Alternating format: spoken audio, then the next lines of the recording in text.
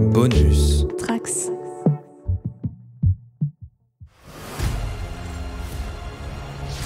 D'où est-ce qu'il sort celui-là? Encore ces sales pestes de tortues! Votre permis de conduire et les papiers du véhicule? Léo, t'inquiète, on arrive! Chaîne mystique! Je sais que ça peut paraître dingue. Je vous jure, il faut me croire! Vous voyez, je viens. Commandant Tony! Du futur. Recommençons depuis le début. Bonjour et bienvenue dans Tales from the Sewer pour ce numéro 23 qui arrive après 8 mois je crois si j'ai bien compté d'absence pour raisons personnelles, restons-en là. Et aujourd'hui on va avoir un sacré programme à rattraper puisqu'il y a eu beaucoup de tomes de sortie, on en avait déjà beaucoup de retard et aussi quelques séries ou films qui sont sortis et on va commencer pour notre retour avec le film sorti au mois d'août je crois sur Netflix des Tortues Ninja, Rise of the Teenage Mutant Ninja Turtles, le destin des Tortues Ninja je crois en français, c'est ça?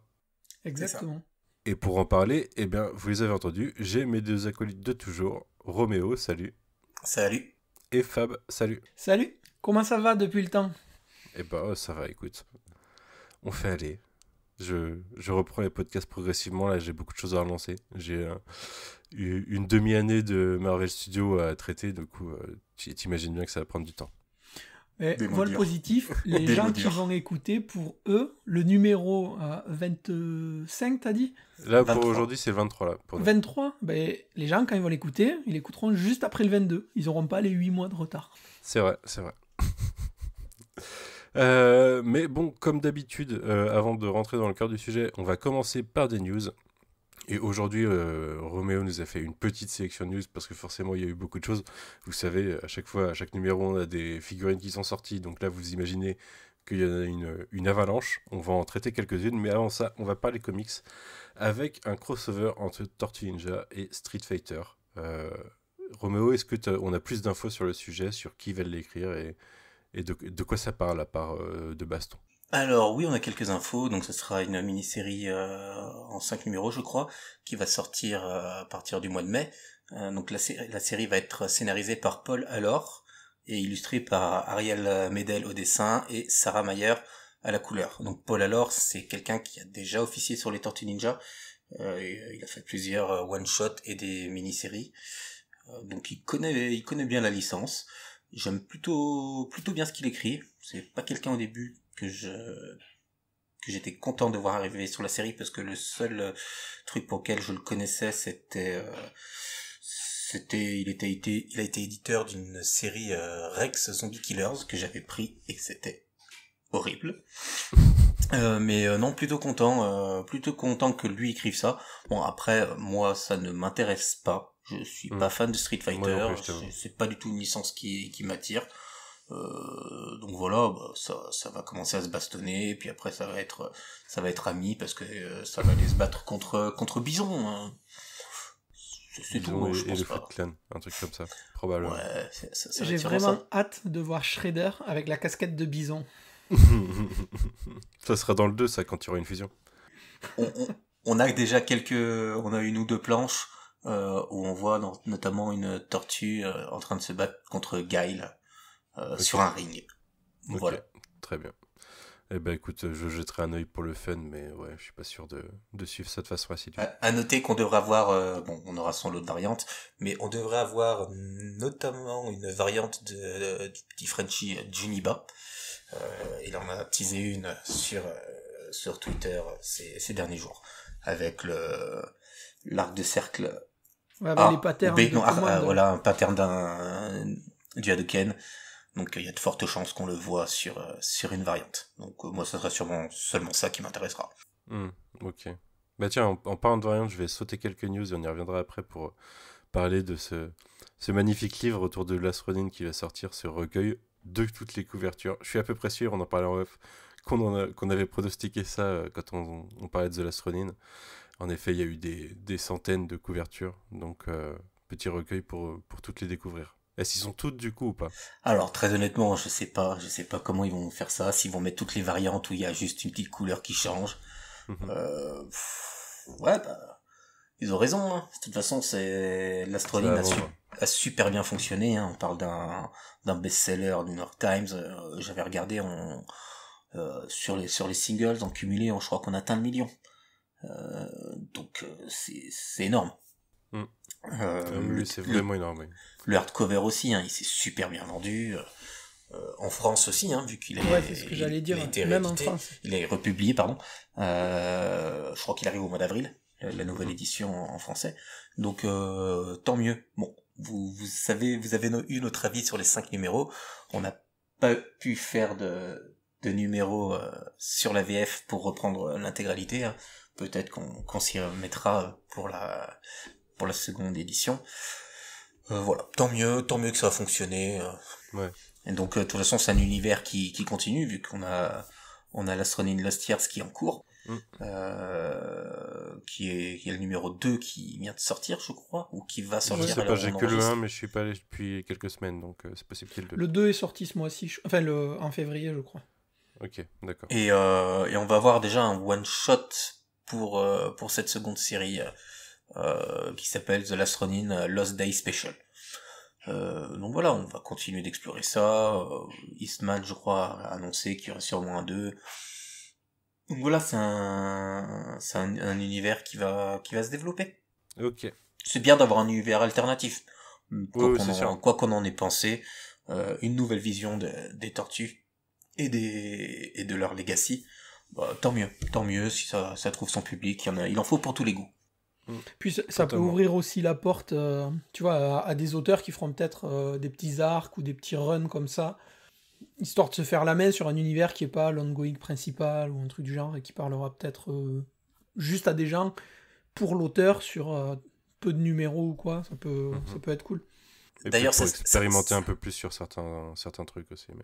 Ça serait bien si quelqu'un a écouté tous nos hors-série l'Astronin et a noté tous les potentiels crossovers que l'on avait, les potentielles versions de l'Astronin qu'on avait pu énumérer. Voilà, si quelqu'un peut nous envoyer ça, on pourra voir si on a vu juste. Ils sont principalement réunis dans un, mais je pense que je peux tous les écouter à un moment et essayer de retrouver ça. Revenons vers les crossovers avec un nouveau crossover TMNT Usagi Yojimbo qui s'appellera Where When. C'est prévu pour quand ça? Avril. C'est prévu à partir de mars. Ok, donc ce mois-ci. Ouais, donc en 5 numéros. Moi je suis retombé amoureux de Usagi Yojimbo. Toi t'es un Yankee, oui. Ouais, je suis toujours resté un petit peu éloigné. Par manque de temps, par manque de plein de choses, hein. Mais la série qui vient de se terminer récemment chez IDW en 25 numéros, quelque chose comme ça, est absolument génial. En fait, c'est parfait de bout en bout. C'est une leçon narrative à chaque numéro, d'une clarté. En termes de storytelling, c'est génial. Donc voilà, normalement on devrait avoir une réédition de tous les Usagi Yojimbo en manga, donc je sais plus qui les édite, Paquette je crois, qui devrait ressortir. Okay. Ça devait ressortir il y a quelques mois, ça a pris du retard, donc on devrait tous les avoir, ça devrait bientôt tout ressortir, et là ouais je vais me jeter dessus. Donc sachant que Usagi Yojimbo est parti de chez IDW, hein, c'est pour ça que ça s'est arrêté. C'est retourné, voilà, c'est Stan Sakai, il a, je sais plus chez qui, je crois que c'est chez Dark Horse, ou Auto Édition, je sais plus. Non, c'est chez Dogu, voilà, Dogu, le nouvel éditeur. Okay. Donc voilà, j'ai hâte. C'est cool. Moi, je suis vraiment beaucoup plus chaud pour le cross TMNT Usagi que celui de Street Fighter, tu vois, typiquement. Ah oui, clairement. Ah, mais clairement, d'un point de vue qualitatif, oui, moi, je pense que je prendrais beaucoup plus de plaisir. Mais tant mieux, le crossover avec Street Fighter, si ça peut être fun et que ça fonctionne, je m'attends pas à une qualité équivalente à TMNT Power Rangers, évidemment. Je me demandais d'ailleurs, vous voulez qu'on attende la VF pour en parler du 2 ou la fin de la publication VO? On verra, on va déjà dans attendre. Moi j'ai du retard, donc je l'ai pas lu encore. Ouais, pareil. Ok. Non, parce que je me suis infligé déjà le crossover Power Rangers Godzilla et j'ai mal. Mais moi, j'ai arrêté, tu vois. Typiquement, celui-là, au bout du premier numéro, j'ai fait non, c'est bon, je vais pas plus loin, c'est vraiment stop. C'est bien d'avoir du self-control comme ça, des fois. Et moi, souvent, j'ai tellement de retard que quand je me rends compte que c'est nul, il est trop tard pour arrêter. C'est un peu ça. Pour finir sur les news comics, on a la série Saturday Morning Adventures qui est tirée du coup du dessin animé, qui continue. Et du coup, c'était prévu quoi pour une mini-série et ils l'ont allongé ? À la base, ouais, c'était une mini-série en 5 numéros, et donc ils vont la prolonger. Ça commence fin mai, je sais pas si ça va être une mini ou ça va devenir une ongoing. Donc voilà, ça va s'appeler TMNT Saturday Morning Adventures Continued. C'est dans l'univers du dessin animé de notre enfance. Donc tant mieux. C'est pareil, ça je suis pas client. Je prendrai sûrement en TPB quand en TPB VO pour lire par curiosité. Parce que mine de rien, $4 le single The Force, ça commence à piquer. Donc voilà, ou peut-être en VF. Hein. Il y a sûrement un éditeur qui se positionnera. Je pense à Vestron. Sachant oui, qu'ils pour ont, le côté nostalgique avec la série animée. Surtout qu'ils vont sortir, ça c'est vrai qu'on aurait pu le rajouter, ils vont sortir le premier comics Archie qui reprend la première saison du dessin animé. Donc, qui correspond à 3 singles. C'était 5 épisodes, je crois, la première saison. Et ça reprend en fait la première saison en version comics, et qui est pas mal. IDW on avait fait une réédition, et ils vont sortir ça. Couleur remasterisée.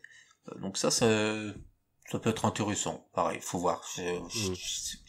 J'ai pas vu le format, enfin le format Vestron. Ils ont tous le même format, hein. C'est ouais, des c'est petits ça. formats souples. Et c'est un peu cher. Mais bon. Ouais. Mais ça restera un achat fun.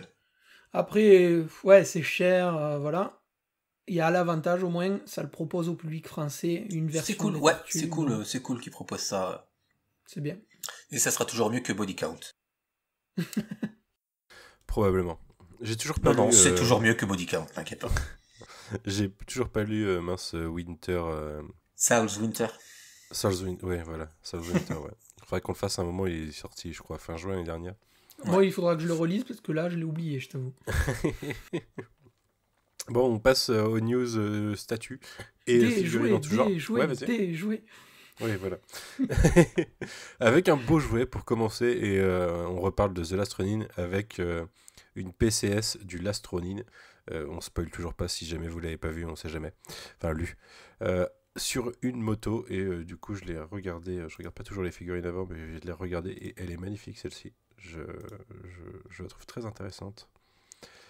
Tu veux en parler, Roméo ou Fab ? Non, moi je suis très peu client de tout ce qui est statut, tu vois, ce genre de trucs. Je les trouve belles, hein. Après, partant de là, comme je suis pas du tout le public cible, ouais, pour moi c'est... Là, de toute façon, il n'y a aucun autre public cible, elle est à $1350. Non. Si. Si. 500 exemplaires, 66 cm. J'avais pas vu le 1 devant, donc j'en voyais $350. Ah non, $1350, ouais. Elle est très belle. Ça m'étonne pas, vu la taille, il y a du détail du coup. Mais... Personnellement, je préfère l'autre statue de Last Ronin qui est sortie. Avec les fantômes. Avec les fantômes en version de luxe. Elle existe aussi sans les fantômes parce que voilà le prix. Et à choisir, moi je préférerais la Faribole de Leonardo. Je peux comprendre. Si quelqu'un a trop d'argent, on sait jamais. Ouais, mais là elle est bien mise en scène quand même sur certaines photos. Mais elle est belle, hein. Elle est très belle, mais voilà, $1350. Exactement. C'est pas pour moi. C'est pas pour moi, et ça reste du Last Ronin dont je suis pas extrêmement fan également. Toujours en figurine cette fois justement, Jetty Studio et Big Boys Toys qui s'associent pour c'est des figurines séparées parce que là je les ai toutes. Ouais, elles sont par pack de 2. Ouais, c'est une gamme, donc c'est une gamme de figurines format 1/6 de figurines Tortue Ninja en mode streetwear. Intéressant visuellement. Après c'est pareil, c'est encore c'est très ciblé comme public quoi. Moi je serais beaucoup plus client de ça. Pareil, moi celle-là, les 4 je les mets de ouf, tu vois, vraiment. Je suis beaucoup plus client, Samix, voilà, c'est des ados avec des masques de tortues. Ça reprend le basket. Ça a tout pour me plaire, quoi. Elles sont stylées en urban streetwear comme ça. J'aime beaucoup. Donc l'artiste derrière ça, il s'appelle Jade Seng. Donc 330$ pièce ou 650 pour les deux premiers, Leonardo et Mikey qui ont commencé qui sortent d'abord, 299 exemplaires. Donc c'est vraiment du public ciblé. On est plus sur de l'art toys, même si c'est des figurines articulées. Voilà. Moi j'aime beaucoup. Tout pareil. Ouais, très stylé. La Mikey avec son petit skateboard. Ouais, 350$ tu as dit pièces 330. 330, ouais. En gros, tu gagnes 10$ si tu t'achètes les deux, quoi. Super. Puis nous, si tu les fais venir entre les frais de port, la douane et tout, les 10$, c'est vraiment le dernier de tes soucis, quoi, j'ai envie de te dire. Clairement, ouais.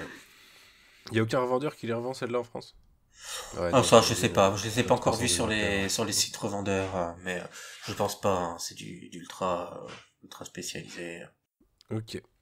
Peut-être en plus d'exemplaires, je pense cette fois, mais surtout en plus abordable, on a une collection Loyal Subject inspirée des visuels de Santoluco, de Leonardo et Raphaël pour l'instant qui ont été dévoilés.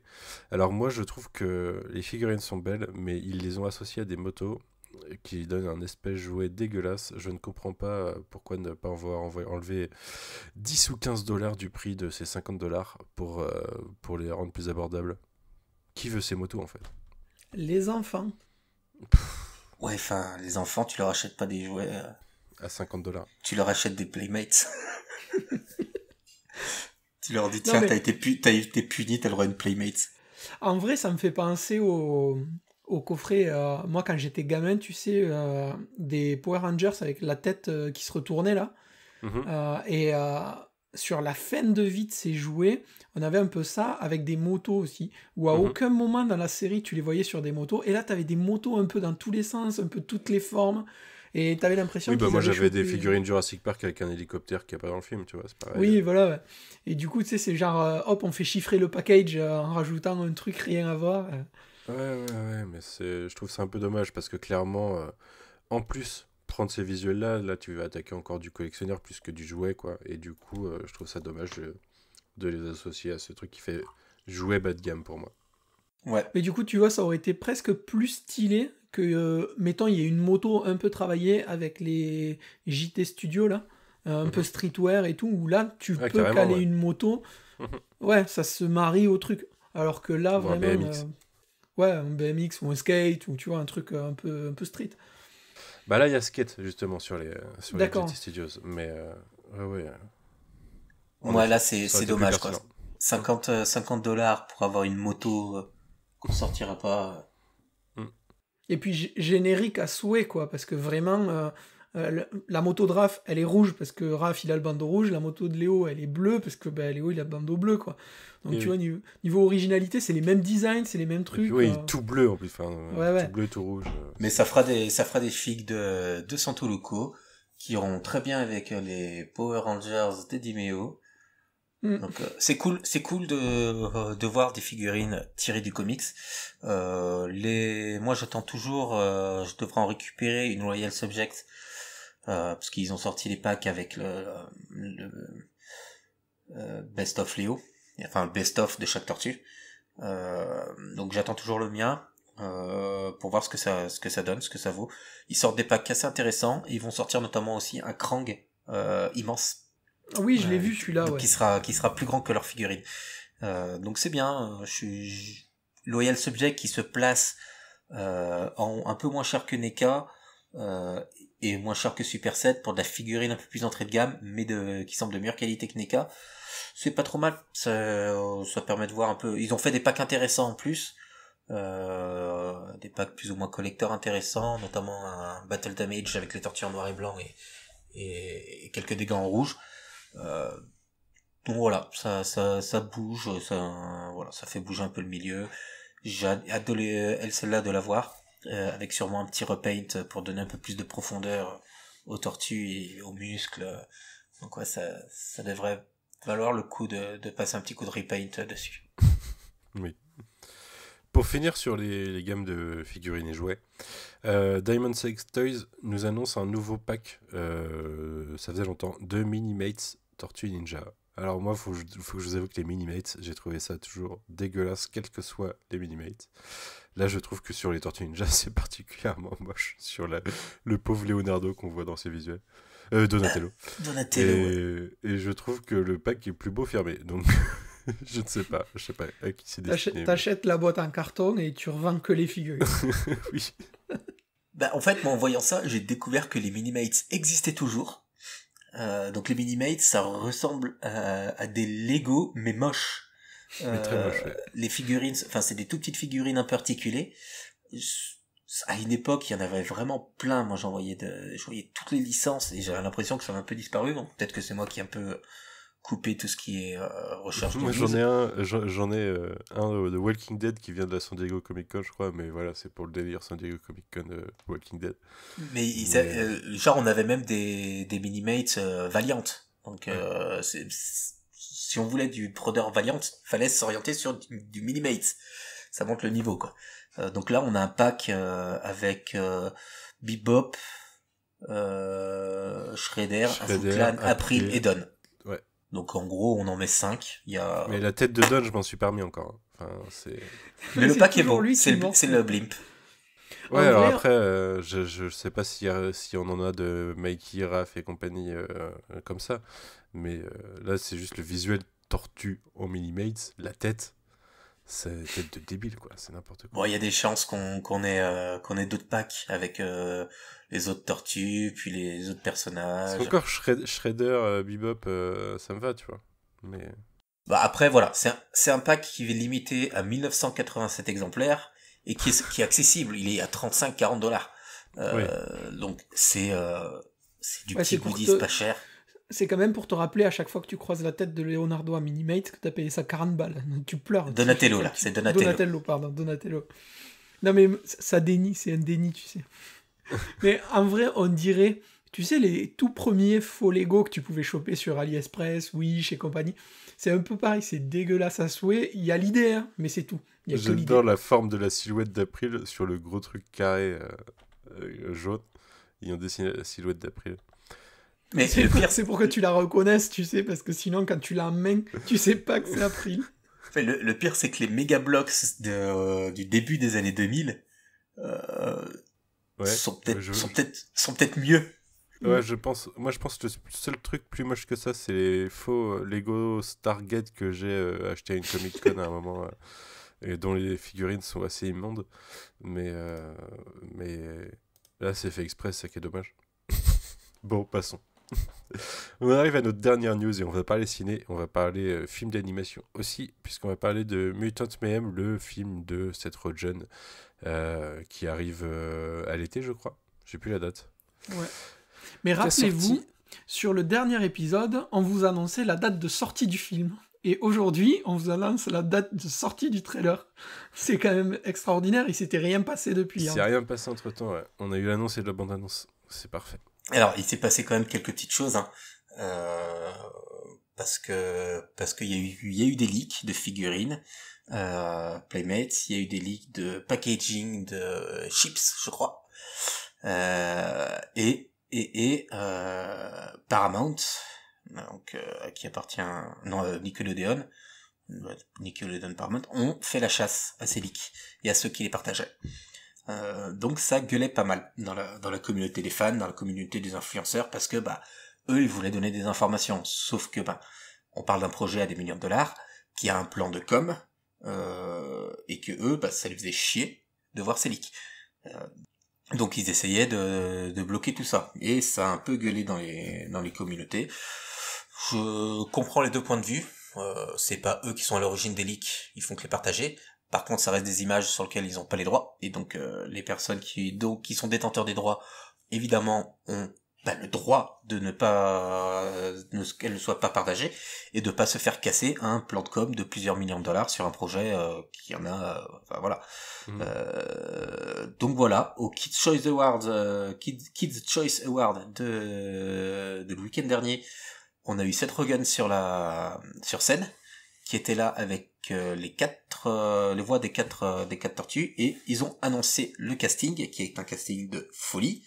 Ils ont balancé ça, genre, je pose ça là et je me casse, laissant un peu tout le monde s'envoie, avec quelques images, et surtout, on vous donne le trailer demain. Enfin, on vous donne le trailer demain, et voilà, en gros, ils commencent leur plan com. Et c'est cool. Donc, au niveau des voix, pour les 4 tortues, ils ont pris des ados. Donc, c'est cool. Faut pas oublier que dans Teenage Mutant Ninja Turtles, il y a Teenage. Donc, ils ont pris des pas connus. Je crois juste que Leonardo, c'est je sais pas si c'est pas la voix de, Gumball. Ah, ok. Donc voilà, pour les quatre tortues, on a Nicolas Cantu, Brady Noon, Shaman Brown Jr., Mika Abbey. Donc là, normalement, ça vous dit rien. Par contre, derrière, on enchaîne. Jackie Chan sera Splinter, Ayo et Debiri sera April O'Neil. Elle qui est une actrice, j'avais vu, elle a joué dans des séries. Dans The Bear récemment. Voilà, entre autres. Seth Rogen sera Bebop et John Cena sera Rocksteady. Donc Rocksteady est un abonné des acteurs maintenant. C'était Sheamus qui le jouait dans le dernier tentative de film de 2016. Hannibal Buress, Gengis Frog, Giancarlo Esposito sera Baxter Stockman, donc un vilain, comme d'hab. De toute façon, je pense maintenant il va faire que ça. Hein. Ice Cube sera Superfly, Post Malone Refillette, Rose Byrne sera Leatherhead, Paul Rudd, Mondo Gecko, Natasha Demetrio Wingnut et Maya Rudolph, Cynthia Utrom. Donc là, on a un cast avec quand même quelques gros noms. Et surtout, on se rend compte qu'il y a énormément de méchants. Donc le film ne s'appelle pas Mutant Mayhem pour rien. Ouais, et là, ça ouvre aussi la porte, tu vois, à beaucoup de persos, entre guillemets, secondaires du comics, moins connus du grand public, tu vois. Où les gens vont découvrir vraiment des persos de l'univers de Tortue qui sont un petit peu... je pense notamment à Mondo Gecko, Leatherhead. Tu vois, tout ça, c'est des persos que quand tu parles à des gens qui connaissent les Tortues grand public, ça va pas leur parler. Et là, ils vont les voir et il y a possibilité de montrer, tu vois, un catalogue, un inventaire de personnages différents des Tortues et dans un autre contexte. Ça peut être assez cool. Et du coup, j'ai cru comprendre qu'il y a eu une shitstorm parce que Rose Byrne fait Leatherhead, c'est ça ? Bah comme d'hab, hein, parce que c'est faux, c'est pas bien. Bon, il y a eu 2 shitstorms. Il y a eu cette première shitstorm pour Rose Byrne qui joue Leatherhead. Je suis allé voir, le Twitter australien était en folie vu que Rose Byrne est australienne. Moi, je ne connais pas forcément l'actrice. Hein. Ah ouais. Ouais. Elle a joué dans quoi ? Notamment X-Men First Class. Ah mais si, je suis con, j'avais vu sa photo. Ouais. Voilà, parce que c'est très important hein, de savoir avec cette jeune d'ailleurs dans Neighbours, Nos pires voisins en français. Oui. Tu sais, ils sont un couple dans les deux, donc c'est même pas étonnant qu'elle soit au casting.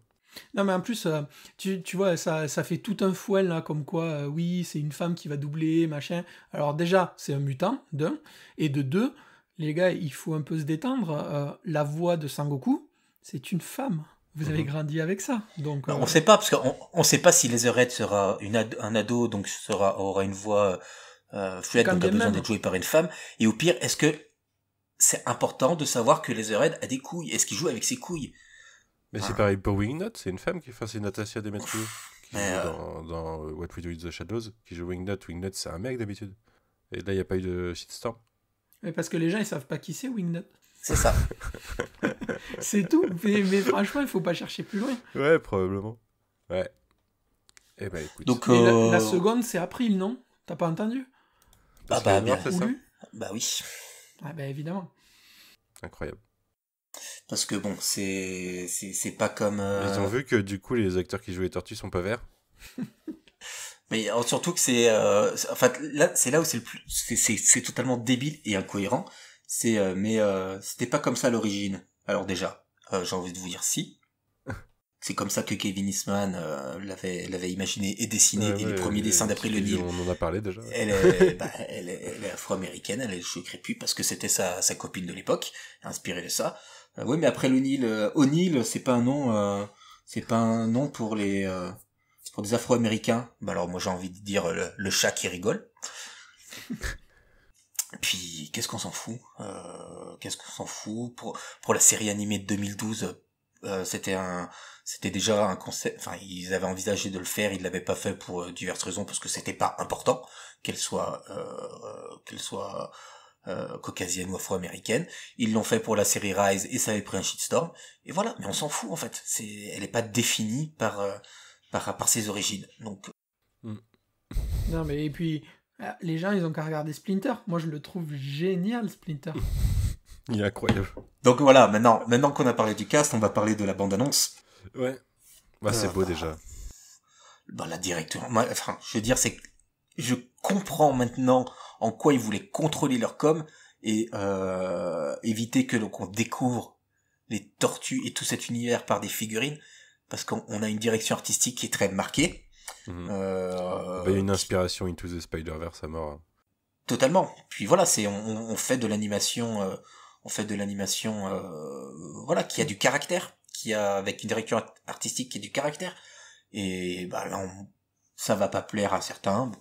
Voilà, après là, c'est les goûts, hein. C'est toujours une question de goût.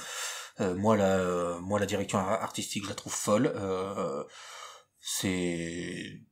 J'attends de voir. Je suis toujours un peu sceptique par la quantité de personnages. Ouais, après, tu sais, Lego Batman, il y a une quantité de vilains incroyables, ça reste un bon film, tu vois. Oui.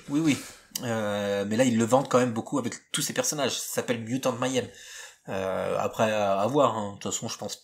Je sais plus le budget du film, mais je me doute bien que du Ice Cube, du John Cena, du Paul Rudd, ils viennent pas pour avoir beaucoup de dialogues, hein. Ça coûterait trop cher. Donc voilà, ça, moi j'attends d'en voir plus, c'est cool, et j'espère qu'il y aura du beau produit dérivé, donc de la statue. C'est probable. Je sais pas, ça reste un produit, ça reste un produit jeune. On est sur une bande-annonce qui a un ton assez léger. D'ailleurs, le nom américain c'est donc Mutant Mayhem, et le nom français c'est Teenagers, je crois. Hein. C'est que c'est des teenagers. Ils ont été, ouais. C'est clair. On est sur une ambiance un peu légère. Il y aura sûrement des niveaux de lecture un peu différents pour les adultes. L'objectif est de toucher le plus grand monde possible. Il y en a beaucoup qui râlent. On veut du sombre, on veut une adaptation de l'Astronide. L'animation pour adultes se porte pas bien. Ouais, vouloir faire du sombre pour faire du sombre. Non, moi, quand j'entends des gens qui me disent ah ouais c'est bien parce que c'est sombre, mais j'ai l'impression d'entendre les Snyder Zoos, quoi. Ouais, bah c'est les mêmes personnes en général. Donc oui, s'ils peuvent nous avoir, il y avait un fan film d'une animation, je sais plus si c'était une animation ou autre, l'Astronine, il y avait eu un petit fan film bande annonce qui était top. S'il y a un projet comme ça qui peut se faire, mais tant mieux qu'on donne à tous. C'est le propre de cette licence, c'est qu'elle est universelle, c'est qu'elle peut toucher plein de monde et qu'elle peut être réinventée. Ça a toujours été le souhait de Eastman et Laird quand ils ont fait la Gastera, ils ont commencé à donner les clés à d'autres personnes. Bah maintenant, ils n'ont plus les clés du tout. C'est une grande compagnie qui a les clés. C'est Viacom. Ouais, c'est ça, Viacom. Et voilà, là ils cherchent à faire du jeune, c'est comme ça que la Turtlemania a commencé. Ne l'oublions pas, c'est avec le dessin animé. Donc voilà, espérons que le film soit bien, espérons que le film fonctionne pour qu'on ait d'autres produits. Et dans X années, pour notre épisode 100, on aura des adaptations qui seront faites pour toucher ceux qui ont découvert les tortues avec ce Mutant Mayhem, qui, quand on enregistrera ce numéro-là, seront des consommateurs, et donc on cherchera à les draguer eux. C'est comme ça, c'est des cycles, c'est... Non, et puis, ok, l'animation pour adultes, elle se porte pas super bien et tout, mais je suis désolé, Into the Spider-Verse, c'est pas de l'animation ciblée adulte, et pourtant, ça parle à tout le monde, c'est voilà, bien fait. Ça parle à tout le monde. Mais ça n'a pas été un énorme succès commercial, je crois. Mais le truc, c'est que... On va y revenir d'ailleurs. On va y revenir en parlant du film après, parce que c'est une des grosses remarques que je me suis fait. C'est que les Tortues Ninja et les super-héros d'une façon générale, c'est pas bien adaptable en live. Mais en même temps, les films d'animation, pour les distributeurs et pour le grand public, c'est pour les enfants. Et du coup, bah, les Tortues Ninja, c'est bloqué là-dedans, quoi. Et de temps en temps, on a un truc comme Into the Spider-Verse qui, sur un accident, bah, cible aussi bien les deux et voire essaye de placer des trucs parce que ceux qui créent, ils savent que c'est pas vrai que l'animation, c'est pour les enfants. Mais je pense, enfin, j'ai l'impression que ta vision est utopique, Roméo, quand tu penses. Oui, mais totalement. Ah non, mais elle est totalement utopique. Et j'ai des forts doutes et je ne pense pas que le film fonctionnera. Mais il sort direct sur Netflix ou il sort Ah non, c'est au cinéma. C'est au cinéma. En France aussi. Ouais. Mais il sort en plein milieu du mois d'août. Ah, après, c'est les vacances. Là, sacrificiel. Ouais, mais c'est le mois d'août, c'est le début du mois d'août, c'est enfin, c'est ta dernière chance pour que ça marche un petit peu, mais c'est pas non plus le 30 juin, quoi. Donc, oui, ma vision est utopique, mais moi, qu'on me donne un film correct, un film intéressant visuellement, qui a un scénario qui tient la route, j'en serais déjà content. Mais évidemment, c'est quoi, toi, Fab, de cette bande-annonce?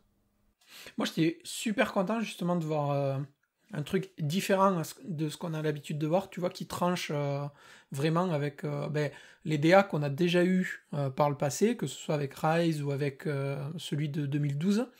Même si après on reparlera un petit peu tout ce qui est animation et tout, mais j'adore le côté un peu le design, tu vois, qu'ils ont donné aux tortues et tout.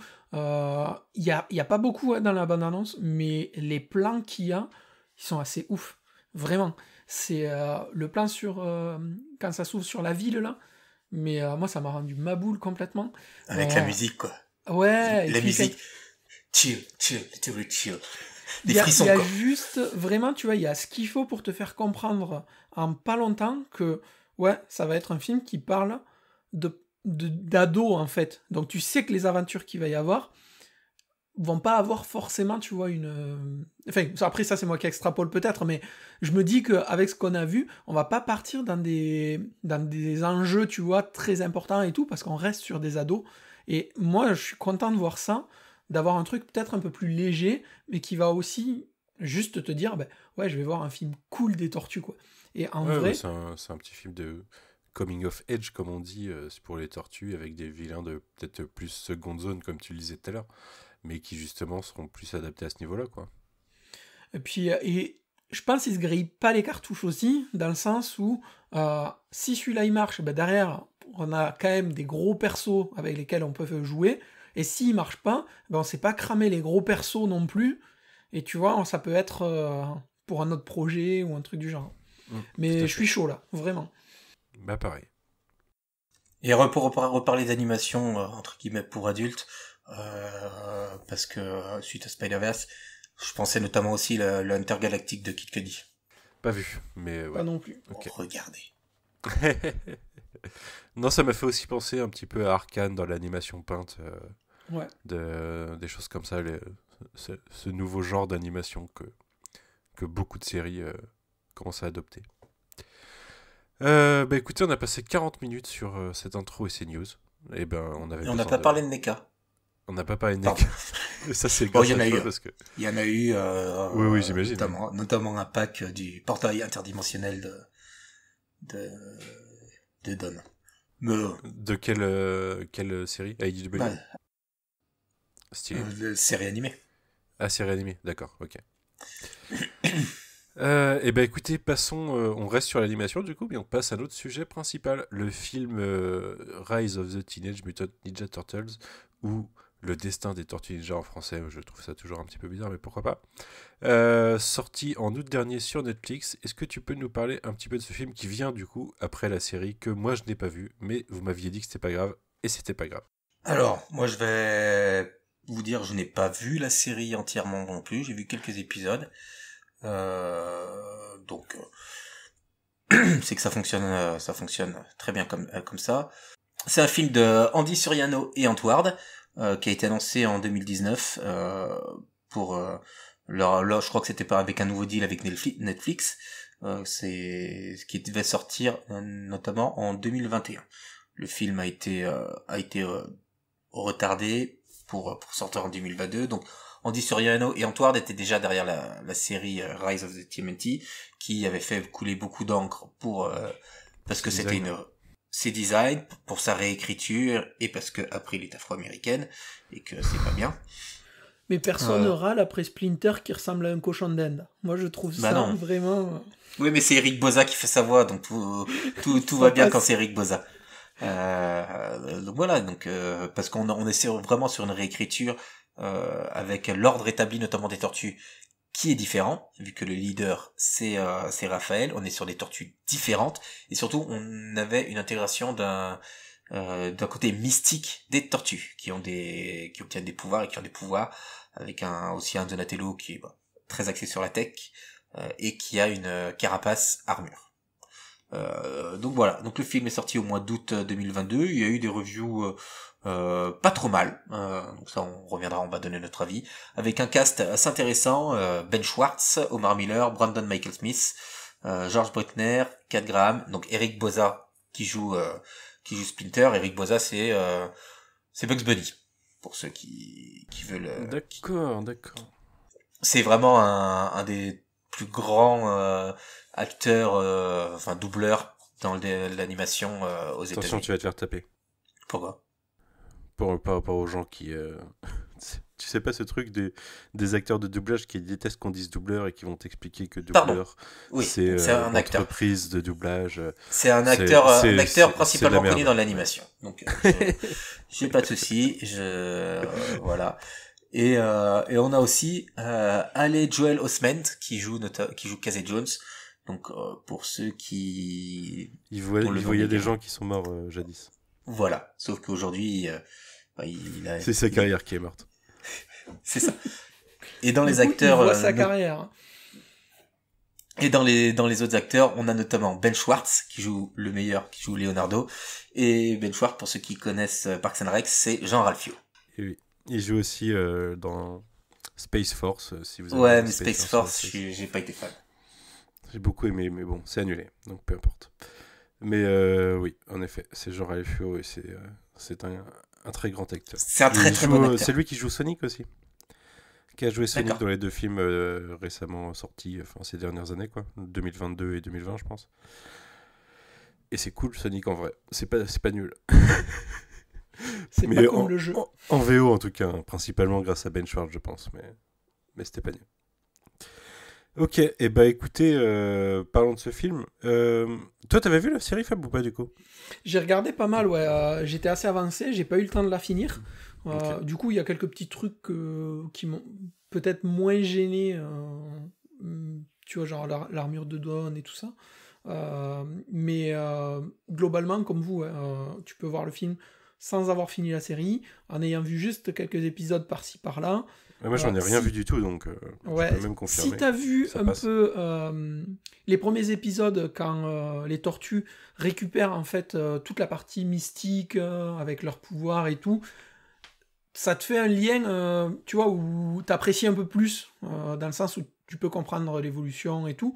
Après, en soi, c'est pas du tout gênant, et franchement, il est suffisamment bien écrit de manière à, dès le début, t'embarquer dans l'aventure et te dire allez, go, maintenant, t'as besoin de rien d'autre que ce qu'on te donne. Ouais, moi, tu vois, je me suis lancé dedans. Alors, le côté mystique, je me suis dit, ok, de toute façon, c'est... Alors, c'est ce qui nous fait marrer à chaque fois qu'il y a des shitstorms, hein. Les Tortues Ninja, chaque nouvelle série, c'est une nouvelle version, une nouvelle itération qui s'inspire de tout ce qui s'est passé avant, mais qui réinvente. Là, ça réinvente. Et en l'occurrence, du mysticisme chez les Tortues Ninja, c'est pas la première fois, quoi. Donc, ça m'a pas choqué plus que ça. Mais non, moi, je suis bien rentré dans le bain direct. Mais notamment parce que j'ai trouvé l'animation incroyable. Et du coup, vous m'avez confirmé que dans la série, c'est globalement la même animation. Et c'est là, dès les premières minutes, tu te dis, non mais ça, en film, en fait, ça n'a pas de sens, quoi. Parce que les déplacements, les combats, la gestion de la gravité, rien ne fonctionne si tu essayes de retranscrire ça en live, en fait. Mais à quel moment t'as pensé que ça pouvait être en live ? Personne ne se pose la question. Moi, je l'ai pris, et ça saute dans tous les sens, à l'envers, verticalité, tu vois, pesanteur, m'en fous. Je suis content, mais moi. Mais c'est là qu'on retrouve le plus l'esprit de ce qu'on a quand on lit les comics, dans les combats, dans un peu tout, tu vois. Il n'y a rien en live qui réussit à reproduire ça, quoi. Et du coup, je ne comprends pas l'entêtement à vouloir faire des films live sur ce genre de choses. Mais enfin bon, bref, peu importe. C'était pour un peu clore le sujet que j'avais lancé moi-même tout à l'heure. Mais qu'est-ce que vous avez pensé de ce film, alors, dans l'ensemble, Roméo? Est-ce qu'on n'aurait pas là le meilleur film Tortue Ninja? Bah moi, c'est le meilleur que j'ai vu. Après, je suis pas sûr de les avoir tous vus. Alors, pour information, il va nous rester 4 films à faire. Le 2007, le 2 qui est bien. 3, ouais. Le 3, non, le 2, on l'a fait. Le 2, oui, non, c'est le 3 qu'on n'a pas fait. Il nous reste le 3, le 2014 et le 2016. Ouais. Donc on prépare un shitlist. Attends, il y a aussi le... Il y a le 2007 qui est bien. C'est ce qui est un film animé, ça. Ouais, le film d'animation. Il n'y a pas genre Patrick Stewart et tout dedans? Oh, mais si, il y a Patrick Stewart, il y a Sarah Michael Gellar, il y a... Chris à l'époque déjà. Ouais, Chris Evans, je crois. Ok. Celui-là, je l'ai jamais vu, tu vois. Bon, je crois que c'est le seul autre que j'ai pas vu. Donc, mais grosso modo, après, il va nous rester celui-là, et il va nous rester le 3, le 2014, le 2016, donc on va faire un shitlist. Ouais. Non, déjà, pas avec le 3. Le 3, il est parfait. Non. Je l'ai pas vu depuis longtemps, parce que du coup, on en reparlera. Mais non, il est loin d'être parfait, ce film. Mais oui, moi je suis d'accord avec toi que c'est le meilleur film Tortue Ninja qu'on ait eu, ouais. Alors après, ça ressemble à un gros triple épisode de série télé, peut-être, mais c'est super solide, il y a un début, une fin, un milieu. C'est ça, c'est totalement décomplexé, ça fait son office. Avec une histoire qui est relativement intéressante, quoi. Enfin, qui est plutôt intéressante, qui fonctionne bien. Il y a du voyage dans le temps, il y a du mysticisme, il y a des gros vilains méchants, il y a beaucoup de choses. Non, vraiment une bonne impression. Toi, Fab Mais, ouais, pareil que vous. Alors, moi, j'ai pas fini la série, comme je disais tout à l'heure, parce qu'en plus, elle a été annulée, enfin, ou du moins, on a précipité sa fin... un peu prématurément, et du coup quand j'ai eu l'annonce, tu vois, j'étais un peu mitigé en disant ça va être genre le film qui va faire genre qui va raccrocher les wagons, qui va proposer une sorte de conclusion ou quoi. Du coup j'ai pas forcé pour finir la série à cause de ça. Et comme on devait déjà faire ce podcast vers la sortie du film, je me suis regardé le film un peu sans conviction, tu vois, en mode, voilà, on va le regarder, si j'ai pas fini, c'est pas grave, et puis terminé. Et en fait, déjà, l'animation est complètement tarée. T'as pas une minute où tu t'ennuies, en fait, il y a toujours quelque chose qui fait que ça t'embarque, ou que ça attire ton attention et tout, vraiment très très bien. Et clairement, ouais, c'est un des films où tu peux le re-regarder, ça pose pas de soucis parce que tu te régales, et ouais, c'est comme vous, hein, un des meilleurs films que j'ai vu, surtout en animation, quoi.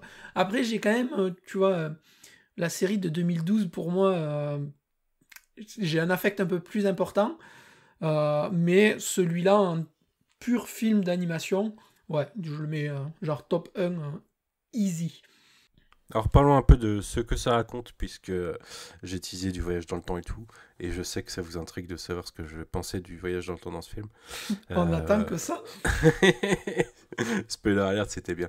Mais est-ce que quelqu'un veut faire le pitch du lancement du film? Parce que ça ne commence pas dans le présent en l'occurrence, ça commence en 2044 ou 2047, j'ai un doute sur la date, mais en gros une trentaine d'années dans le futur, entre 20 et 30 ans dans le futur.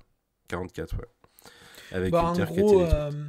On commence assez rapidement dans le vif de l'action. Hein.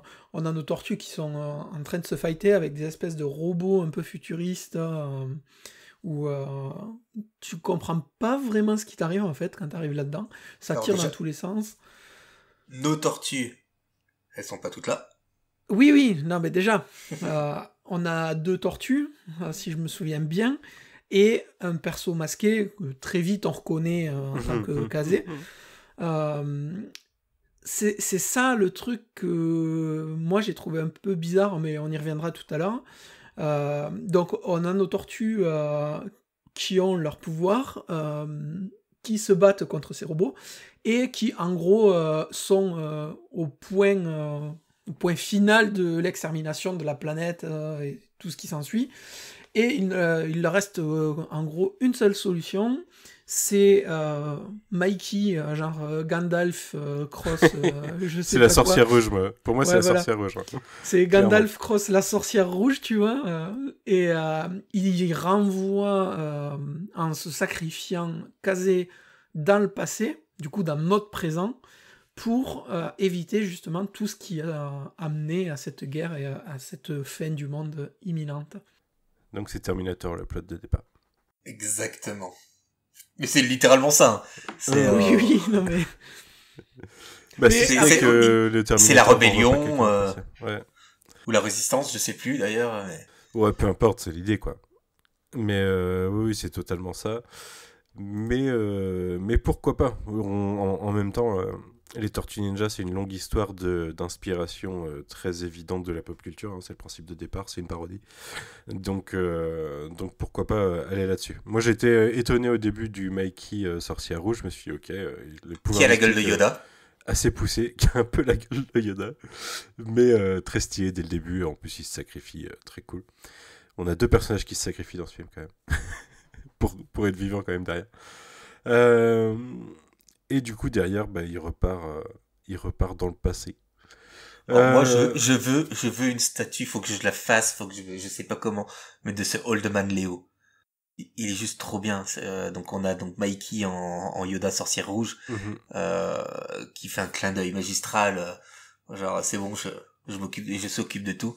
Et on a ce Old Man Léo qui est le sensei de Kazé, qui est juste trop la classe en plus, enfin avec son gros bras qui ressemble au bras de Raph. Voilà, on sent qu'il est au-dessus de tout, mais qu'ils sont dépassés. C'est le plus grand ninja de tous les temps. C'est ça. La vraie question, c'est comment Mikey il a eu ses cheveux à cet endroit?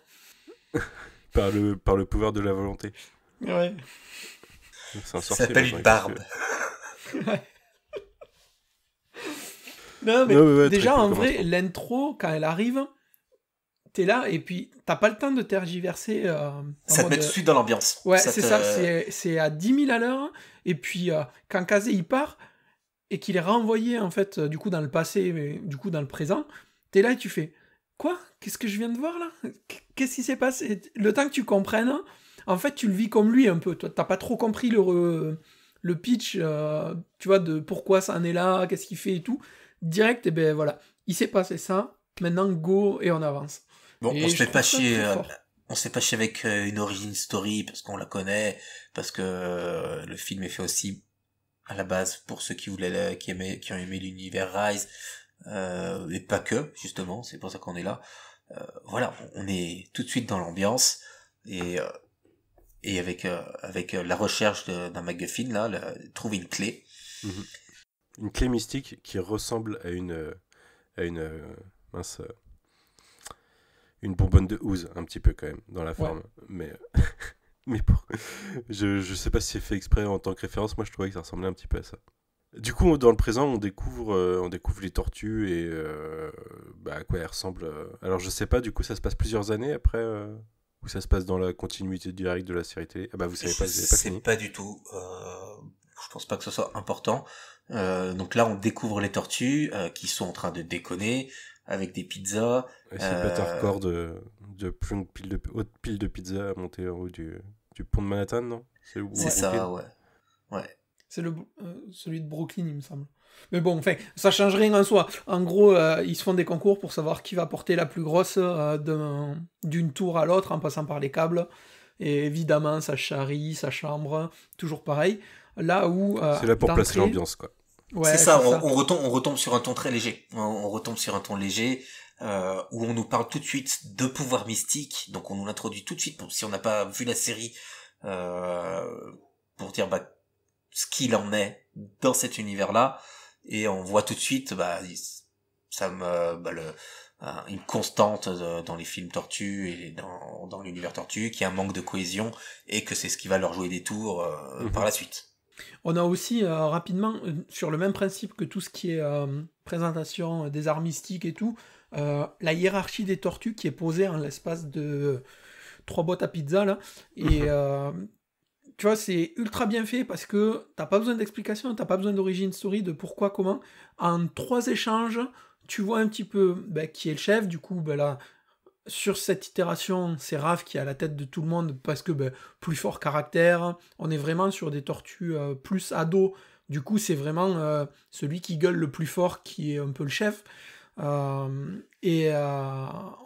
coup, on a cette présentation-là des tortues, et j'ai trouvé ça, pareil, super efficace, pas besoin d'y passer 3 heures.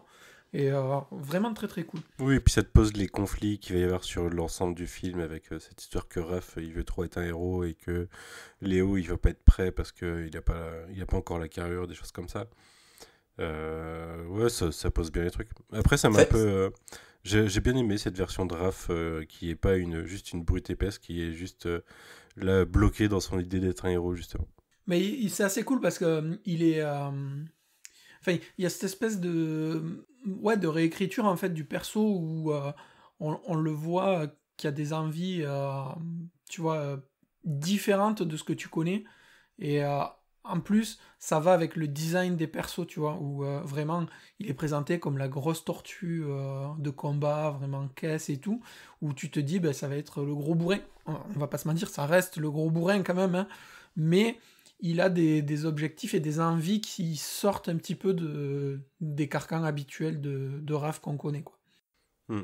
Derrière, je crois qu'on va avoir la rencontre. Enfin, on va revenir sur Kazé dans le présent, du coup, qui va chercher les tortues. C'est ça, qui se rend compte que, mais si en fait je suis dans le passé par rapport à son présent, ça veut dire qu'il y a les tortues qui existent et que je vais aller les chercher. Bon, Kazé est débile. Voilà. Il est marrant, je l'aime bien. J'aime bien cette version de Kazé. Ouais. Il est délire. Et donc, et on a également l'introduction d'April qui enquête dans son lycée ou dans sa fac. J'adore cette version d'April. Elle est trop fun. Elle est fun, elle est maligne, elle est forte aussi, pas sans défaut. C'est un personnage normal en fait. Il y a ce côté très cartoony dans la série, enfin dans le film en tout cas que je ressors, qui devait être dans la série. C'est pas une demoiselle en détresse. Ouais, c'est une petite enquêtrice dans son coin et puis qui va traîner avec des tortues, quoi. Même fait délirer avec ses costumes à la fin, à un moment quand elle gère la boule de démolition, elle a une moustache, tu vois. Elle a un casque et une moustache. Elle me fait délirer tout au long du film. Et c'est à ce moment-là qu'on va avoir la rencontre du coup avec les tortues, je crois.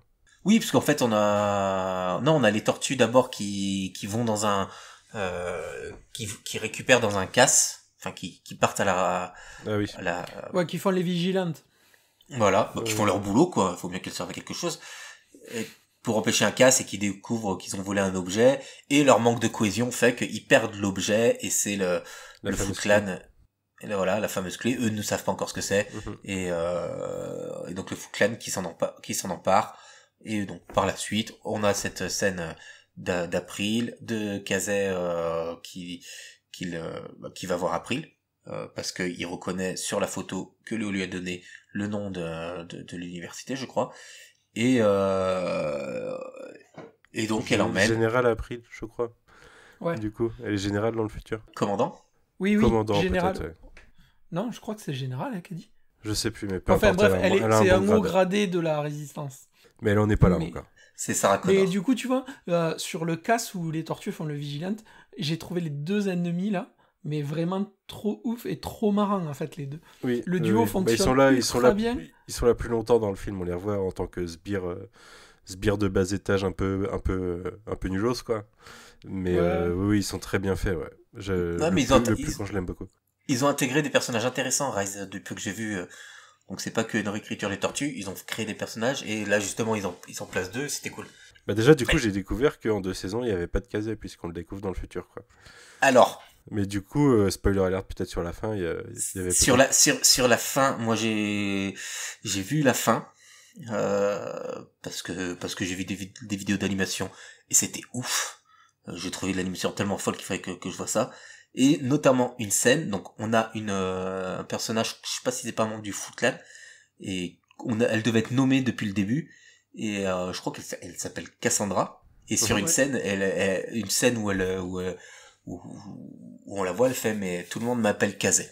Oui, et puis du coup, dans le film, elle est nommée aussi à un moment en tant que Cassandra, et on voit sa photo, et Kazé a dit « Ah bah c'est ma mère ».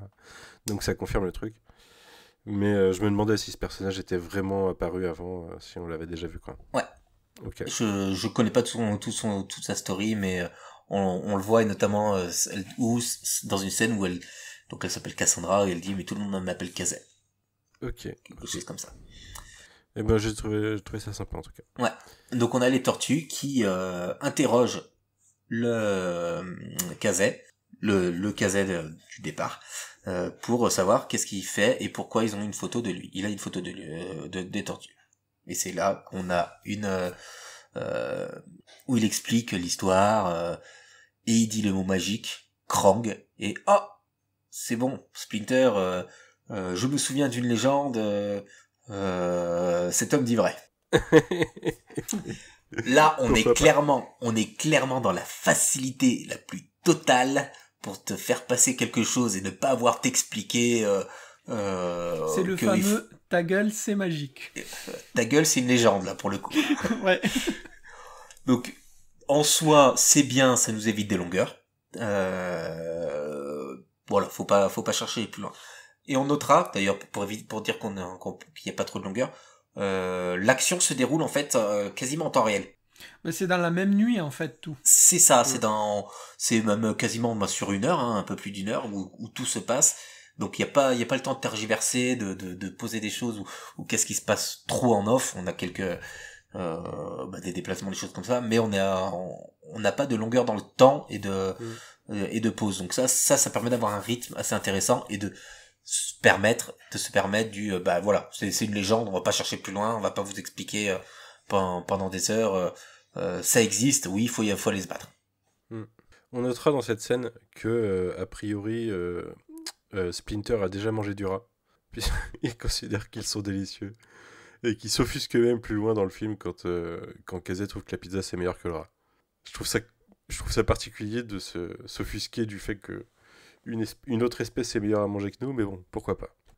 Le film d'ailleurs, je sais pas comment vous l'avez maté, moi je l'ai maté en VO sous-titré français et je trouve que les sous-titres français c'est une bonne adaptation mais qu'on perd beaucoup quand même. On perd beaucoup de la subtilité des dialogues et de l'humour original du film, je trouve. Il y a un côté méta, il y a le 4e mur qui est cassé 2-3 fois dans le film, ça ressort pas trop dans les sous-titres en fait. Moi je l'ai regardé en VF parce que je l'avais regardé avec mes filles. Donc il faudrait que je le regarde en VO, voir s'il y a une vraie différence. Mais la VF est bonne. La VF est vraiment les pas mal. sous-titres étaient bons, hein, c'est juste qu'il y a des petites subtilités, des petits trucs comme ça qui sont simplifiés en VF et du coup je pense qu'on perd un petit peu de profondeur. Enfin pas en VF mais dans les sous-titres. La VF peut-être est mieux traduite du coup. Les sous-titres c'est toujours compliqué, on doit les lire donc il faut que ça soit plus digeste que l'oral en général. Donc après je comprends. Mais en tout cas, très bonne petite blague de Splinter, j'ai bien aimé. Je sais plus où on en est dans l'intrigue. Là, la légende, elle est magique, elle est vraie, il faut aller se taper, et il faut aller chercher cette clé pour empêcher justement... pour empêcher le futur. Monde, là, c'est Fight the Future, là, c'est vrai. Exactement. Donc, on a notre petite bande qui part à la recherche de cette clé qu'ils ont... Au final, déjà presque... perdu. Ouais, qu'ils avaient déjà en main et qu'ils ont déjà perdu alors que ça fait une demi-heure de film. Ouais. Et du coup, ils partent, on va faire la bagarre, quoi. Vraiment, c'est le moment. Et franchement, cette scène d'intro, pendant que le super méchant, il est en train de déblatérer son plan et tout, et où t'as les tortues qui apparaissent et Léo, il le casse en plein discours. Mais genre, ça marche trop bien, quoi. C'est vraiment... c'est une grosse barre, quoi. C'était vraiment cool. C'est Léo. Oui, c'est Léo, mais ça aurait pu être Mikey, ça aurait marché pareil, ça aurait pu être Denis, ça aurait pu être n'importe qui. C'est Léo. admettons. Et du coup, c'est dans la première bagarre que le portail finit par être ouvert, je crois, et qu'ils perdent directement. C'est ça, le portail est ouvert, et donc là, on a des Krang qui sortent, qui sont très forts, et qui enlèvent les pouvoirs mystiques des tortues. Ah, mais c'est vraiment des Krang de l'enfer, que ça soit vraiment, tu vois, sur leur capacité. Et ouais, je les ai trouvés assez terrifiants. Ouais. Parce qu'ils sont vachement moins dépendants d'autres que dans les versions de Krang qu'on connaît habituellement. Et puis ils sont pas super petits. Du coup, là, ils arrivent, ils sont trop forts. Ouais. C'était une légende, hein. C'est C'était une légende, ils avaient failli conquérir le monde. Donc ouais, on a vraiment des Krang badass qui se battent bien malgré que ce soit des cerveaux avec des tentacules. Mais ils ont des tentacules qui poussent. Oui, et puis en gros, ils te parasitent, quoi. Il y a un peu le côté Starro de Justice League où peuvent te mettre un petit parasite Krang et puis ils te contrôlent. C'est une des versions les plus terrifiantes de Krang, je trouve. Mais elle est aussi terrifiante que celle qu'il y a dans l'ongoing de IDW, je trouve, mais dans un autre registre, en fait. Voilà, pour le côté plus militariste, absolument. Ouais, moi, le côté mastermind, juste violence pure et donc les méchants gagnent, évidemment. Parce que le film n'est pas fini, c'est normal. Voilà, et donc Donatello avait prévu le coup et a utilisé des capsules pour que tout le monde puisse mais ça, c'est un truc qui revient souvent, hein, même dans la série. Il a plein de petits gadgets comme ça, que ce soit à la ceinture, sur sa carapace, avec son bâton. Tu vois, c'est vraiment... genre, c'est le MacGyver geek du truc. Et ça m'a pas choqué tant que ça, mais là, justement, il est content parce qu'il a l'occasion de les utiliser, alors qu'a priori, il a jamais eu l'occasion de les utiliser. C'est ça. Ouais. Et donc, Léo trop bien sortis, et là, il est content qu'ils s'en soient mal sortis pour pouvoir les utiliser. Vu que Leonardo s'en veut parce qu'il sait que c'est de sa faute et qu'il veut être un héros, il va chercher à récupérer quand même cette clé, sauf un des Krang va l'en empêcher, lui balance une tentacule et on a Raph qui le sauve. Laisse tomber, là, ce passage, moi j'ai vraiment cru là, au premier visionnage, j'étais sûr qu'il y a quelqu'un qui était passé. C'était vraiment abusé. De la manière dont c'est filmé, la tentacule qui part droite et tout, moi je me suis dit, ça y est, c'est bon, il y a une tortue qui s'est sacrifiée, tu vois, et fini. La première, elle y est passée là, très tôt dans le film. Donc c'est dommage qu'on n'ait pas de fans de Raph avec nous pour s'enjailler de cette scène-là. En même temps, il est très cool, Raph, dans ce film. Moi, je l'aime beaucoup. C'est pas exactement le Raph de d'habitude. Il est un peu moins débilos, quoi. Il a un autre... il a toujours ce côté monomaniaque, mais sur un autre truc, là. Sur le fait d'être un héros. Et du coup, je préfère cette version. Et donc, il sauve Leonardo en lui donnant sa capsule pour qu'il puisse se sauver. Et donc, lui est fait prisonnier par les Krang qui vont pouvoir aller dans son cerveau pour obtenir tous les renseignements où se trouve la clé, vu qu'ils ont récupéré la clé. Et donc les tortues s'en veulent, surtout Léo qui s'en veut, et on les retrouve dans leur lair. C'est le moment dans leur repère. C'est à ce moment-là le moment du désespoir de Kazé parce que ils pensent que c'est fini et qu'ils n'ont pas réussi à changer le futur. Non, parce qu'ils ont ils ont récupéré la clé. Là, ils ont récupéré la clé vu qu'on va avoir les tortues qui repartent essayer de sauver Raph et April et Splinter qui restent pour essayer de casser la clé. Ah oui, c'est vrai. Et là, on aurait pu avoir, et c'est limite dommage, avoir vraiment des longues scènes, des deux en train d'essayer de détruire la clé, parce qu'on voit sur un whiteboard tous les plans qu'ils ont essayé pour essayer de détruire la clé, et c'est juste énorme. Donc ça aurait pu être une post-gène ou un truc comme ça. C'est ça. Le générique de fin, quoi.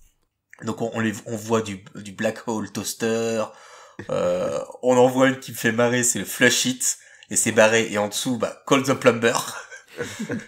Donc en gros c'est mettez le maître aux toilettes et après on appelle le plombier. On doit appeler le plombier. On a là il y avait vraiment un gros potentiel comique sur cette destruction parce qu'en plus April même Splinter, les deux personnages sont bien designés, ils sont bien caractérisés pour apporter cet humour justement. Mais le duo fonctionne. Ouais, le duo fonctionne super bien, je trouve. L'alchimie qu'il y a entre April et Splinter. Chaque passage qu'il y a entre eux, c'est tout le temps genre juste, tu vois, une petite phrase qui est balancée l'un l'autre comme ça, et ça fait mouche à chaque fois. Et je trouve vraiment que ça marche trop bien, quoi. Et pendant ce temps-là, les tortues donc vont chercher à secourir Raph sans vraiment que ça soit efficace. Mais il faut savoir que c'est pas super efficace parce que Raph, ça ressemble plus trop à Raph en vrai quand même. C'est à ce moment-là qu'ils l'ouvrent et qu'ils le sortent. Je me rappelle plus, je croyais que c'était plus loin. Bah, là, les tortues se font d'abord dans le métro, les 3 restantes. On a les Krang qui attaquent le repère, donc April et Splinter qui rejoignent les tortues. On a quelques scènes, pas inintéressantes, mais là qui valent le coup qu'on en parle. Finalement, on les retrouve. Tous les personnages se retrouvent à un étage de la plus haute tour de New York, la Metro Tower. Ça tombe bien que la Metro Tower, ce soit là où tous les métros arrivent. Bah, pas tous les métros, mais surtout c'est Metro News. Ouais. Oui, mais c'est au sous-sol du truc, il y a la station où, bizarrement, le métro du l'air des tortues arrive, tu vois, direct. Après, c'est peut-être expliqué dans la série télé, ça. Sachant les tortues savent où aller, parce que Donatello a implanté un tracker GPS sous la peau de toutes les tortues. Et que les tortues ne le savaient pas. Donc là aussi, on a ce dosage humour-action. On n'est pas dans l'humour lourdingue et répété. Moi, je trouve qu'il est hyper bien dosé, par des petites scènes comme ça, par des petits ajouts. On n'est pas, je trouve le dosage vraiment très très intéressant. Mais là, moi, clairement, sur cette partie-là, avec le petit tracker GPS, j'ai vu tu sais, une référence à Batman. En mode Bruce Wayne qui a déjà pallié. Ouais, qui surveille tout le monde. Peut-être, oui. Ouais, c'est un peu le truc de Léo, de toute façon, même. On l'a déjà vu, ça, il me semble. Les trackers de Léo, on en a déjà eu dans des séries animées. Ouais, mais du coup, moi, ça m'a vraiment fait penser à ça, tu vois, en mode la tour de Babel, là, où Bruce et Batman, ils connaissent les faiblesses de tout le monde et tout. Bah, en fait, Donnie, pareil, il a foutu des trackers GPS à tout le monde, juste au cas où. Moi, j'ai vu le clin d'œil comme ça, quoi. Tout à fait. Ah bah c'est à ce moment-là où on va avoir le petit discours, la petite discussion Kazé-Léo, parce que Kazé a dit à Léo que c'était le plus grand ninja de tous les temps. Léo, ça y est peut-être un peu monté à la tête, mais il se rend pas compte qu'il l'est pas devenu. On a d'abord Raph en version Krangisé, qui récupère, qui met la tôle à tout le monde, qui récupère la clé. Et donc là, après, on a notamment Léo et Kazé qui sont... Non, c'est avant peut-être, merde. Non, Léo et Kazé, c'est avant, je crois. Parce que le Raph en mode Krang, on le voit que sur la fin. On l'a pas plusieurs fois, si. Non, en fait, oui, t'as raison. On voit que on voit que les Krang t'as raison. manipulent Raph. Parce qu'il est attaché là avec les espèces de tentacules un peu mutantes ou quoi, donc on voit qu'il se passe des choses sur Raph, mais on voit pas encore le Krang. Non, mais t'as raison. T'as raison, la scène Kazé et Léo avec Kazé moralisateur elle est juste avant, parce que c'est là où ils montent dans la tour justement. Et c'est là que d'ailleurs, Léo, du coup, commence à comprendre pour la suite. Je sais pas si vous avez vu, donc quand on les voit dans le van, donc ils prennent, je sais plus c'est quand, juste avant que les tortues dans le van vont dans le métro. Je sais pas si vous avez vu qu'il y a Bebop et Rocksteady en humain juste devant la station de métro. Si, oui. Moi j'ai pas le souvenir là, je t'avoue. Il y a énormément de petits clins d'œil comme ça qui sont pas mal à trouver. Tout à fait, ouais. Bah, du coup, après, on arrive dans le labo où ils vont trouver justement Raph et essayer de le sauver. Et il est pas sauvable pour l'instant. Il est pas sauvable et il perd la clé. Et on a les Krang qui passent en mode Android dans des gros robots. Tel le Krang que l'on connaît.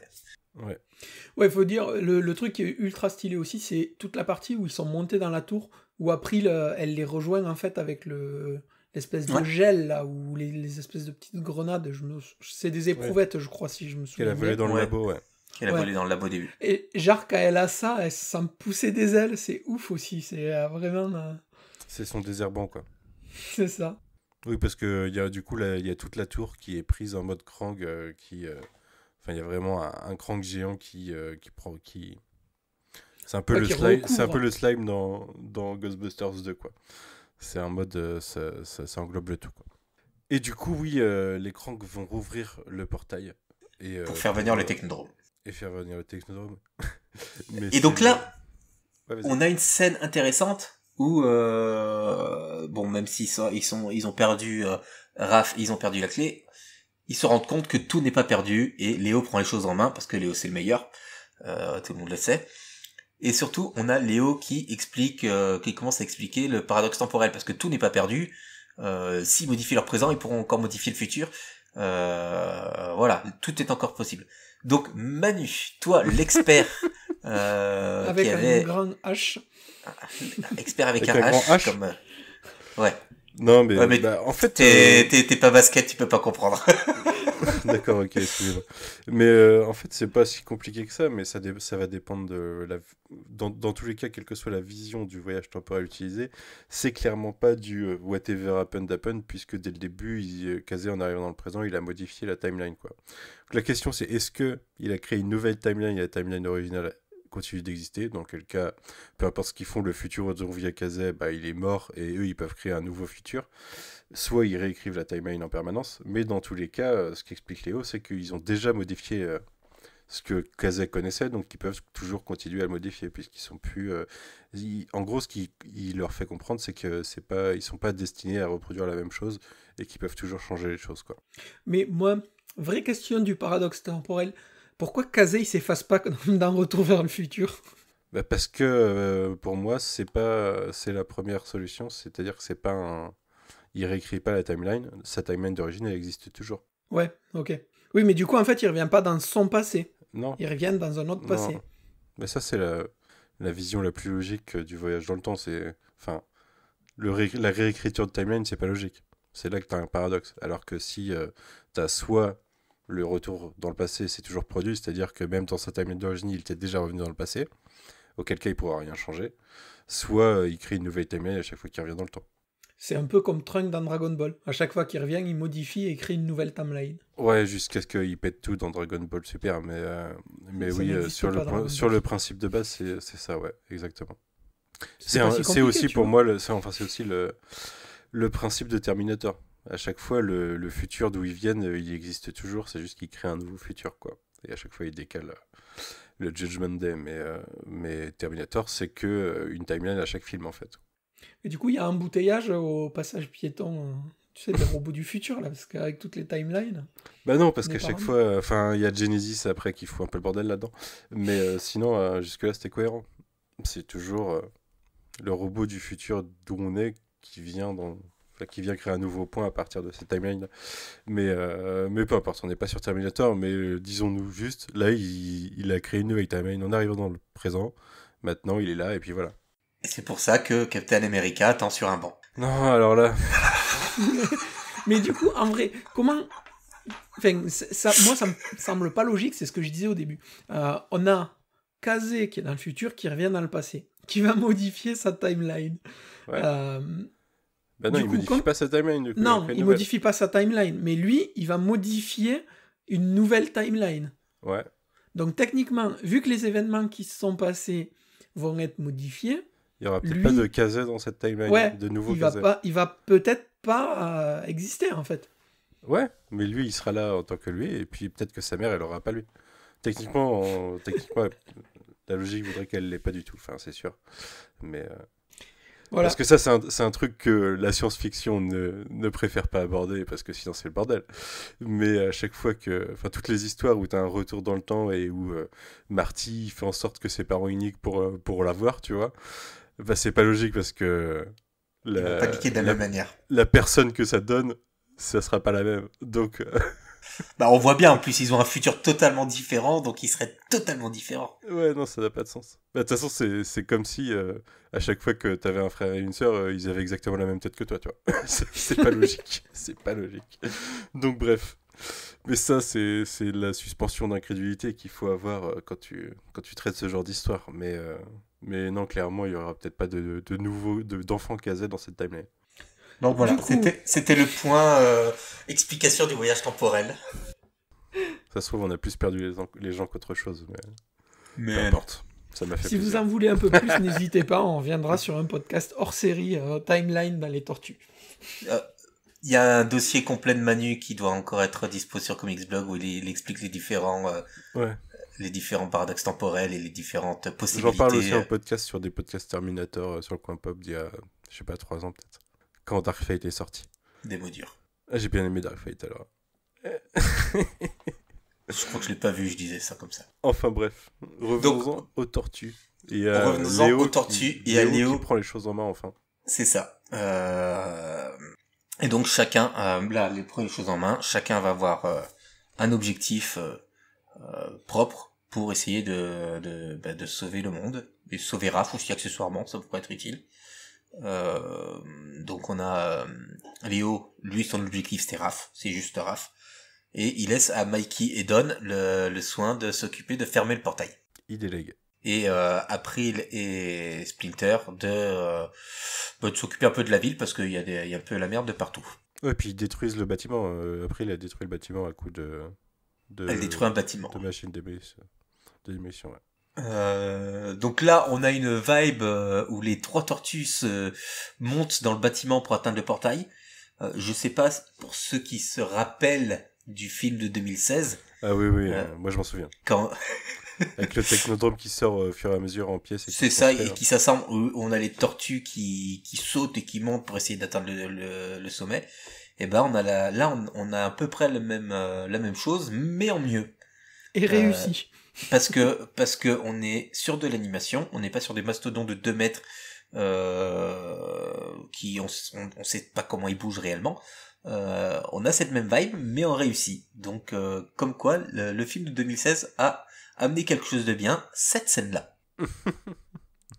Cette scène-là, mais pour la refaire en mieux, quoi. C'est ça. En même temps, est-ce que c'était dur de faire pire? Est-ce que c'était dur de faire mieux, tu veux dire? Non, est-ce que par rapport au film de 2016, tu pouvais faire pire que ce qui était proposé? Oui, c'était dur difficile. de faire pire. Ouais, en effet, ouais. Du coup, est-ce que tu veux parler d'une partie en particulier de tout ça ou pas? Là, on a chacun qui a son rôle.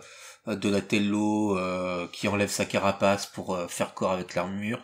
C'est la partie qui m'a le moins pour faire corps avec le vaisseau. C'est la partie qui je trouve la moins intéressante. C'est après, voilà, c'est très rapide, hein, le Donnie dans le vaisseau. C'est ça. Mikey qui fait un move sympa en rentrant dans sa carapace pour niquer des méchants. On a après les Splinter qui se battent contre un des Krang à l'extérieur à coups de boulettes de démolition. Donc ça c'est assez cool avec April qui prend vraiment les choses en main. Splinter est vraiment en retrait par rapport à ça, même si on voit qu'il sait se battre. Voilà, donc là on est sur des résolutions où chacun a son rôle. Il commence à s'en sortir, mais en fait non. Et les Krang qui reprennent le dessus. Qui emprisonnent Don et Mikey. Léo qui refuse de se battre contre Raph. Et on a là la vibe, la force de la fratrie est plus fort que tout pour que Raph se libère. Voilà. Le pouvoir de l'amour, tout ça, on connaît, quoi. On a grandi dans les années 80-90. C'est ça. On connaît. C'est ça. Et donc, Raph se libère de l'emprise des Krang. Le fait que tout le monde y croit et que tout le monde s'aime, ça redonne les pouvoirs mystiques aux tortues. Et là, on a parce que Léo a compris ce que c'était que d'être un héros, c'est pour ça. C'est ça. C'est normal, c'est le meilleur. Et là, on a un mélange de couleurs qui se fait de partout et on a une vibe Magical Girl qui se fait quand ils récupèrent leur pouvoir. Il y a un côté Power Rangers Captain Planet pendant quelques instants. Sailor Moon, tout ce que vous voulez, vous prenez la référence que vous voulez, celle qui vous convient le mieux, avec toutes les tortues qui reprennent de la force et qui deviennent super fortes. On notera, moi ça m'a fait rire. On a au moment où les tortues deviennent vénères et vont taper le Krang, un gros plan sur chaque tortue. Donc elles sont 4 tortues et en VO elles doivent dire we are the Teenage Mutant Ninja Turtles. Oui. Et en coup, VF ils ont chacun une syllabe du coup. Non, on a la tortue ninja. Tu entends? Retiens bien. Ah ouais. Ouais. Ah parce que dans les sous-titres, c'est sur le Teenage c'est Thor, sur le Mutant c'est c'est Thor, ninja, tu vois. D'accord, mais là en fait sur le coup ça m'a fait tilter la VF en me disant là à mon avis c'était le Teenage Mutant Ninja Turtles. Ok, d'accord. Ouais, bah, raison de plus de prendre la VO. Figurez-vous. Parce que là, du coup, ça marchait bien. Mais c'est comme du coup, derrière, t'as le plan Avec la affiche. caméra qui recule. Ouais, et du coup, en VO, je crois que c'est Léo qui dit si ça finit pas en tant que poster du film, il y a quelqu'un qui va se faire virer. Et dans les sous-titres, ça dit pas ça du tout, tu vois. Du coup, je me demande en VF. J'ai pas vu. L'affiche, c'est laquelle? Mais il y a une allusion comme ça en VF. Ah, j'ai pas fait gaffe. Mais là, tu parles lequel? Le plan super cool où t'as la caméra qui recule. On voit les 4 tortues de dos. Non, je crois que c'est plan de face, justement, à la fin. Ah. Parce que là, on a un plan pareil que je trouve que l'animation rend super bien, où t'as la caméra qui recule avec les 4 tortues de dos que je trouvais. Enfin, moi, je l'ai noté dans mes notes parce que je l'avais trouvé vraiment bien. Ouais, bah il y a beaucoup de beaux plans, hein, de toute façon. Bah je reviens, c'est l'animation, hein, toujours. Donc là, les tortues deviennent très fortes, commencent à combiner leurs pouvoirs mystiques pour retaper le Krang, mais le Krang les envoie tous chier, sauf Léo. Et pour revenir à Spider-Verse, le combat là justement avec les pouvoirs, ça fait très dans la machine à la fin là, c'est ça, parce que t'as des bâtiments en anti, enfin qui sont pas gravitation, enfin qui sont soumis à la gravité, des trucs comme ça. C'est ça. On n'a plus de repères de gravité, de sens, et pareil, j'ai trouvé que le combat était réellement inspiré de ça, quoi, de Spider-Verse. Ouais, clairement, ouais. Et c'est très cool, ouais. Et du coup, après, on a le moment Tony Stark du film, puisque on a mentionné le film de 2016 à cause du Technodrome en haut de sa tour, mais ça fait aussi référence à un film de 2012, Avengers, avec sa tour et le rayon en l'air qui ouvre un portail dimensionnel aussi, enfin un portail à travers l'espace et le temps. Et le sacrifice de Tony Stark qui a compris dans Avengers que il faut savoir jouer en équipe et se sacrifier pour l'équipe. Et bah là c'est la même chose avec Léo qui a compris qu'il fallait se sacrifier, mais qui va utiliser sa petite technologie portal. Donc j'étais un peu content. Je la trouve stylée ce petit katana portal. Ouais, mais c'est bien. Leurs pouvoirs mystiques sont cool à tous. Ils sont différents. Raph qui devient vraiment en mode grosse brutasse. Léo qui fait des portails pour se téléporter comme ça. Don qui fait de la technologie mystique. Je trouve ça génial sur le principe. Pas. Ouais, Mikey, Mikey quoi. Don c'est Green Lantern en fait. Enfin c'est Purple Lantern, Don. Il fait ce qu'il veut avec de la lumière violette. Et donc là, Léo qui saute avec le Krang dans le portail dimensionnel et demande à Kazé de retirer la clé pour refermer le portail. Et il se sacrifie, voilà, comme Tony Stark, comme l'a dit Manu. Exactement. Enfin, sauf que Tony Stark retombe et là, il est bloqué derrière, si ce n'est pour le meilleur personnage des Tortues Ninja, Michelangelo, qui décide que non et qu'il a retrouvé ses pouvoirs mystiques et il sait qu'il est promis à un grand destin, comme Léo qui est censé être le meilleur ninja. Et du coup, il devient le sorcier orange. Et c'est parti, il ouvre un portail dimensionnel. Franchement, il maîtrise rapidement ses pouvoirs. Hein. C'est la force de l'amour et de la famille. Mais figurez-vous que moi, j'étais pas sûr qu'on en arrive là et que je me demandais si Léo, il allait pas vraiment être sacrifié de l'autre côté, quoi. Promis à une éternité. Mais non, c'est pas possible, on l'a vu dans le futur. Mais non, c'est pas le même futur. Ah là là, t'es vraiment là pour représenter le Sud, toi. Mais après, franchement, la scène là où Léo il flotte juste avant que Mikey aille le chercher, elle est ultra stylée. Encore une fois, c'est l'animation et tout, la mise en les plans quoi qu'il y a, c'est complètement fou quoi, vraiment. Quand Raph il vient le chercher, il y a rien à jeter vraiment. Ouais, non, c'est très stylé. Mais c'est vraiment, on aurait ça pour tous les films de super-héros en animé, il serait vachement mieux. Je me suis fait la remarque sur Ant-Man, ils t'extraient la piste sonore et tu le refais en animation et c'est vachement mieux. Enfin bref, du coup, tout est bien, qui finit bien pour les Tortues Ninja, puisque personne n'est mort, bien heureusement. Il y a Krang qui est bloqué, du coup pas mort non plus, hein, il est là possible si on veut faire d'autres films ou d'autres séries, d'autres saisons dans le futur. Et on a le petit épilogue avec la ville qui se reconstruit très rapidement, hein, parce que on voit la ville se reconstruire et littéralement derrière il y a un dialogue, c'est le même soir. Donc pourquoi pas. Mais on a en tout cas les tortues qui sont reconnues comme héros de New York. J'ai beaucoup aimé d'ailleurs les petites blagues sur Staten Island à 2 reprises dans le film. Ouais. Et du coup, le petit épilogue en mode gentillet de on reprend le truc du début, et puis là, c'est Raph qui va essayer de battre le record, je crois. Ouais, c'est ça. Et justement, Casey Jones qui dit à April, t'as reçu un message Une certaine Cassandra. D'une certaine Cassandra, où on voit Cassandra donc en train d'exploser un robot Krang. Et c'est là qu'ils se rendent compte que mais c'est ma maman. Et puis il faut savoir que le selfie qui est fait à la fin, c'est grâce à la queue de Splinter quand même. Ouais. Je sais pas si t'as fait gaffe, j'ai trouvé ça tellement marrant. Mais ça me donne vraiment envie de regarder la série animée parce que j'ai vraiment beaucoup aimé ces versions des personnages en tout cas. Non, mais c'est vraiment cool. Et puis, tu vois, c'est une autre itération. Alors, je t'avoue que moi, je me moque beaucoup de Splinter parce que le design est quand même assez particulier, il faut pas se mentir. Mais par contre, il est ultra bien caractérisé. Et le perso qu'il incarne, enfin, l'acteur qu'il incarne, lui donne vraiment, tu vois, une espèce de dimension où tu passes outre l'aspect qu'il a dans la série. Moi, je suis pas le plus grand fan, tu vois, mais je trouve que ça marche super bien parce que justement, le doubleur fait vivre le perso vraiment à 200%, quoi. Bon, est-ce que vous avez quelque chose à rajouter sur ce film ? C'était cool. Moi, j'en voudrais bien un autre. Je suis pas sûr que c'est possible. Que Mutant Mayhem soit dans la même veine. C'est déjà ça, quoi. Donc, ouais, moi, je suis client pour d'autres films Rise. Je suis client pour, déjà, enfin, essayer de découvrir toute la série. Et voilà, c'est un très bon film. C'est un très bon film Tortue Ninja.